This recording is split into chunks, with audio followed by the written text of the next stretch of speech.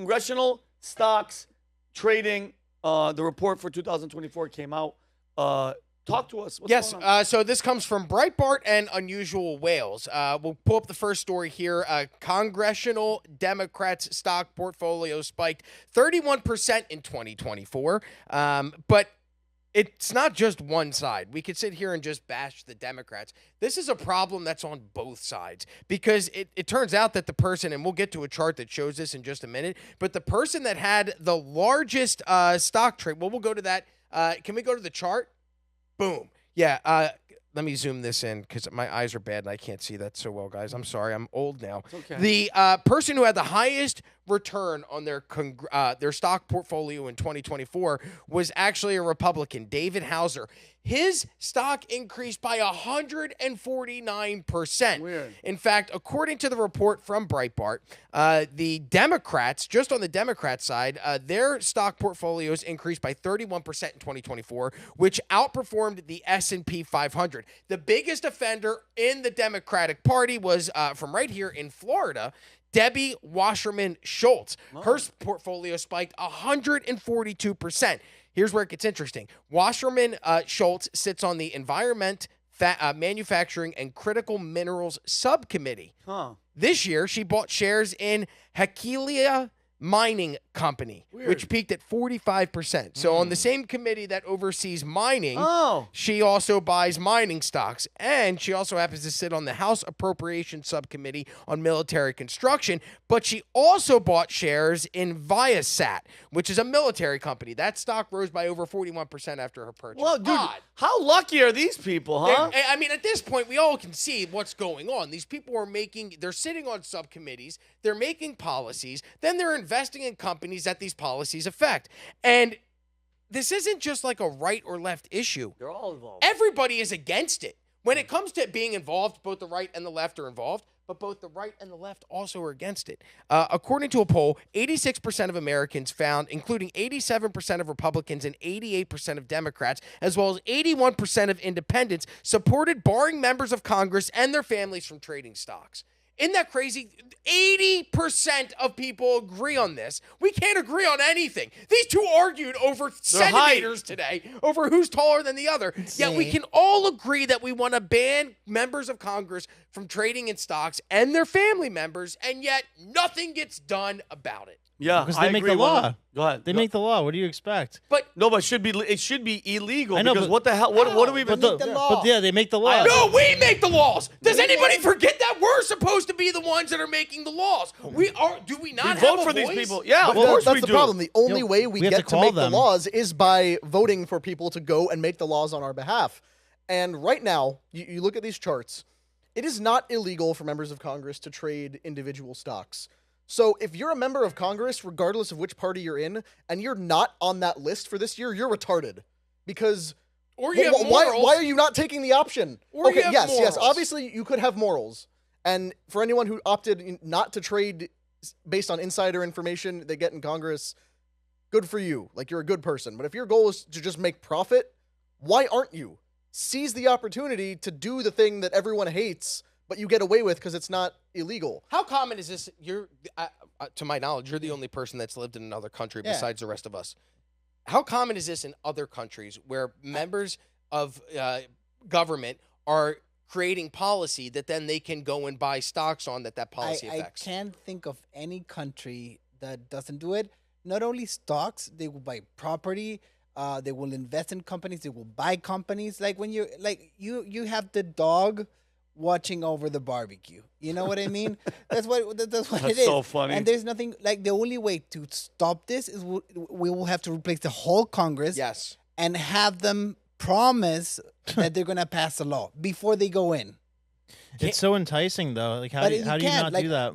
Rob, let's be honest. Like if it was me, man, I will get in. Well, why do that you think game. I want to run? Yeah. What do you think? Did you hear the noise he made after? I'm gonna clip that for your campaign, Brandon. Yeah, but there's other ways to make money without having to No, sacrifice not your with them. morals. Not with them. level of Actually, they're allowed to only make $30,000 outside of Congress, like for a salary. But then explain how Dan Crenshaw, because we're going to go to him. Dan Crenshaw, he also ranked among the top stock traders in Congress. So weird. stocks And don't count. We're going to, well, no, it's not stocks.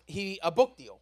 So he got a $250,000 advance for a book that he put out in 2019. So how is that not against the rules? Because have you ever met a pirate who didn't love booty? All right, He and in has to fairness, pillage. listen, the guy's a military veteran. He lost that eye in combat when an IED exploded. I was sitting there. I wrote a whole bunch of pirate jokes, and then I went, "Well, how did he actually lose the eye?" And then I was like, "Well, fighting for my freedom." So I can't make fun of No, that. and that's fine. exactly. But if you're a cheating scumbag, oh well.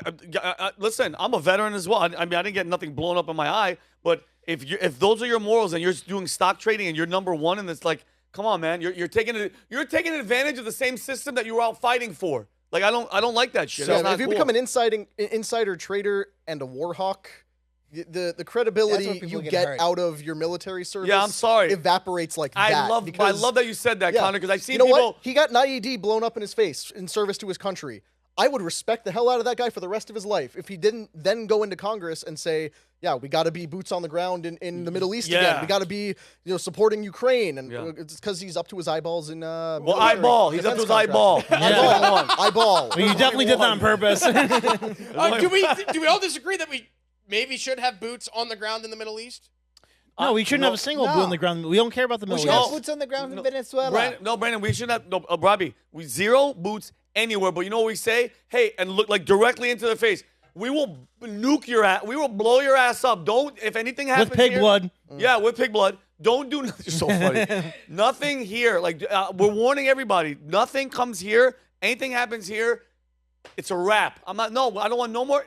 Dude, with our technology with drones and shit, zero soldiers. I want no American people, male, female, zero. Leave the world alone. Send drones. That's it. So How do drones do reconnaissance? Thank you. And we're gonna have robots in fucking 5 years Yeah. anyway. Dan Crenshaw, well, if you saw CES, that was almost going to be my topic today, were the weird machines that they introduced at CES. Oh, God, yeah. It's a consumer electronics show, and it's so weird. They bring out these robots on stage, and then they tell everybody how these robots are one day going to replace them, and everybody gets up at the Everybody's crowd. like, yeah, Cheers! yeah. And I'm like, what the hell? And then I saw a male masturbator robot, and I was like, I saw that. Oh no, but then I'm not gonna lie, I saw a female Hey, robot that's a $250 sexual. bucks. She cleans and the sexual things, and she, dude, I was quick, and I went, "Who's Wow. that?" And I went, "Oh shit, she's rubber." That she took back. She doesn't talk about Laser it. gonna- the laser No, have you to can step it program up it. with that. If you're that kind of guy, you can program it. now, Oh, you are know. we against robot female firefighters? I was going to say, I think the robot could Okay, probably come pick me up. on. Yeah, Umberto, to There are answer your only question. 5% of the firefighting 5% too population many. is women. It's somewhere between 5 and 9%. Are they no, actual? not robots. Are they actual firefighters, or they just work for the department? I don't know. Look, Google that. Go ahead, Rob. So I want to break down Dan Crenshaw's net worth and how he got there, and then you guys tell Here me we how go. you fill in the gaps. So he's a retired lieutenant commander in the Navy. He was a Navy SEAL. He did 5 deployments during his military career from 2006 to 2016. Annual base salary between $110,000 and $130,000. Nice. So let's just say over those 10 years, we'll give him the top end. He made $130,000 a year times 10 years. That's $1.3 million over the course of his career. His annual salary in Congress is $174,000. He's been in Congress since January of 2019, so approximately 6 years. So his total net worth from Congress is $870,000. So in addition, in 2020, he released a book. It was called Fortitude, American Resilience in the Era of Outrage. That book, he got a $250,000 advance from Grand Central Publishing, a division of Hatchet Book Group, who released the book.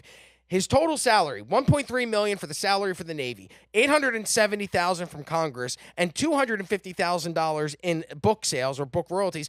$2.4 million should be his net worth. That's saying that he never went to Dairy Queen and bought an ice cream, and he never spent any money on anything ever over that time. Then his net worth should be $2.4 million. However, his net worth is $8 million. Whoa. So over the past 5 years, if you actually do the math on that, that guy's making $1 million a year trading stocks in Congress. Holy. And then he has the balls to do a video where he actually lobbies that members of Congress should get a raise. So the $174,000 is not enough for this guy, which, by the way, the median income for the congressional district that he represents, median income, $74,000 a year. He makes $100,000 more a year than the people he represents in his district, and somehow somehow, despite only making $174,000 a year, he somehow made a way of making $5 million in additional money through Congress since he was elected January 3rd of 2019. Wow. Here's a video of Dan Crenshaw advocating that Congress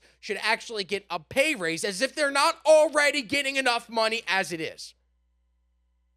Arg. You know how much fucking money I've ever had in the stock market? About $20,000. And yet I've been dragged through Lie. the mud on this as if Okay. like there's some insider trading. And why not? Don't let us trade stock. How about we'll just keep whipping ourselves. How about we don't make any money either? Yo, look. How about oh, like just cut our paychecks? We haven't gotten a pay raise since 2008. Yeah, no, actually, no, yeah, this is a great idea. Let's make Congress a place where only the millionaires can actually afford to do the job. This is a wonderful idea. Because what do the people want? Well, they want an easy button. All my problems will be solved if there's no stock trading. All my problems will be solved if there's term limits. yeah. Yeah. Yeah. Yeah. But if you think about any of these things for 5 whole minutes, you might quickly come to a different conclusion. Now, what I vote for? Yeah, sure. Who cares? Who cares?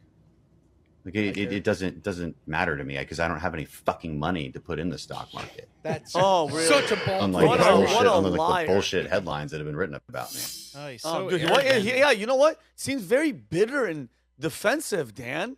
What's wrong, Dan? Yeah. Why are you so upset about people pointing out the truth? So just remember, these people who are elected officials in government positions are taking advantage of those positions. They're making policies that dictate everybody's lives and have an effect on this entire country. And then on the backside of it, they're making money trading through trading through stocks themselves, members of their family. It's what did Carlin say? It's all one big party, and you ain't in it. And It's you ain't one in big it. club, One and big none of club. us are in it. And that's why I come down on Crenshaw so hard, because I first started working in politics right around the time he was getting into office. And I remember the love and passion that the right had for this guy. He was real life Captain America. You know, he was the wounded Navy SEAL who was headed into the halls of Congress to make things right for the average guy. You know, he was a red-blooded Texas Republican. He was gonna, fight the system and fix everything for the people of the country. He was, gonna get in good with Trump. And then, okay, sure, there was that little hiccup where he was totally on board with red flag laws right off the bat for gun control. But whatever, we won't hold that against him. Everybody stumbles, right? And then now he turns into this. Like, this guy snowed so many people. And he's no worse than any of the other people who are doing this, but the way he swayed a huge chunk of the conservative base to think that this guy was some kind of savior who was on their side, no. He screwed you just like he screwed everybody else in his district, and like every member of Congress is out to screw their own district. There's been that proposal that people float, no one's ever seriously taken it up in Congress, but it sounds like a great idea.